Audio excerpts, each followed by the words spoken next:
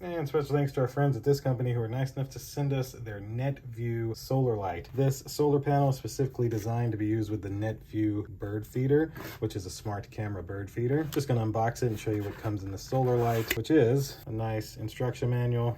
Good details telling you exactly how to set up and connect your solar panel to your bird feeder. Then we have solar panel, the screws for mounting the solar panel and anchors, and then this is one half of the mount and this would be the other half, and that's it for the box. So you'd be able to unscrew this and put these together to create your mount, and then be able to mount it to here to where you could mount the solar panel on the wall to make sure that it's getting sun, and run this nice included 6-foot cable that's USB-C over to your bird feeder to give it continuous power. And that should essentially do it for this NETVUE solar panel for their bird feeder. Thanks again to NETVUE, who was nice enough to send this product to me to unbox and show you. Thank you all for watching this unboxing, and we'll see you in the next one. Deuces.